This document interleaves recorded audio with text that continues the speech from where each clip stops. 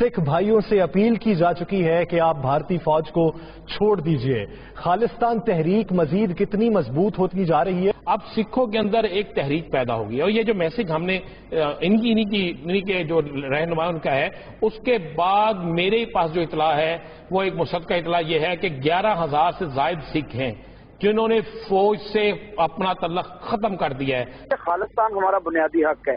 جب 1947 میں گاندھی نے سکھوں کے ساتھ وعدہ کیا تھا کہ پاکستان انڈیا بنے گا تو ساتھ میں خالصتان بھی بنے گا، تو اس وقت میں سب سے پہلے تو میں آپ کے پروگرام کے وسادت سے یہ ڈکلیئر کرنا چاہتا ہوں کہ یہ اس وقت ہمارے سکھ جو لیڈرز تھے ان کا بہت ہی غلط فیصلہ تھا کہ انہوں نے انڈیا کو چنا، اور وہ مکار قوم ہے وہ کہ انہوں نے آج تک ہمیں اپنا حق نہیں دیا، اور یہ جو خالصتان ہے ہمارا بنیادی حق ہے، یہ ہم نے لینا ہی لینا ہے۔ اس کی تحریک اب بہت زیادہ زور پکڑ چکی ہے۔